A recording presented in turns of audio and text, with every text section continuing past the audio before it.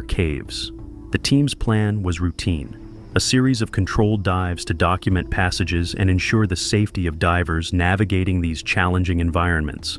Marcin, confident in his abilities and familiar with the caves, was performing his final dive of the day. He was meticulous in his preparation, double-checking his tanks, equipment, and dive line before descending into the labyrinth below.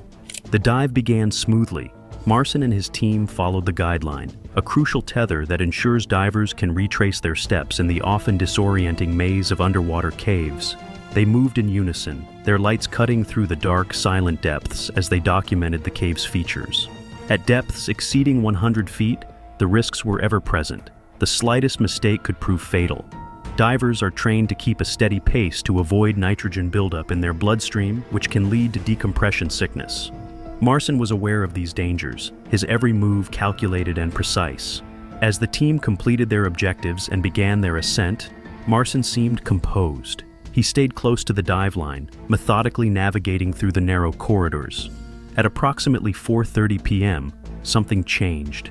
As the team approached a section near the cave's exit, Marcin suddenly veered away from the dive line. He swam upward into a tight crevice, a space so narrow that even side-mount divers would struggle to fit.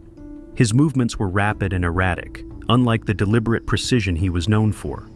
The other divers, noticing his deviation, attempted to signal him using their dive lights. They flashed beams in his direction, a universal underwater signal for stop. When light signals failed, they tried touch communication, tapping him gently to regain his attention. But Marcin's responses were inconsistent and increasingly frantic. He pushed further into the crevice, his body twisting to navigate the restrictive space. Panic rippled through the team as they realized something was wrong. Unbeknownst to the team, Marcin was suffering from a cerebral arterial gas embolism. This condition, caused by rapid ascent and subsequent gas expansion in the bloodstream, disrupts blood flow to the brain. Within seconds, the embolism can cause disorientation, confusion, and even blindness or paralysis. Marcin's behavior, a sudden departure from the dive line and his irrational decision to enter the crevice, was likely the result of his deteriorating mental state. He was no longer thinking clearly, and his actions became increasingly erratic as the embolism took hold. Safety divers, stationed nearby and equipped with additional gas cylinders, watched helplessly as Marcin wedged himself deeper into the crevice.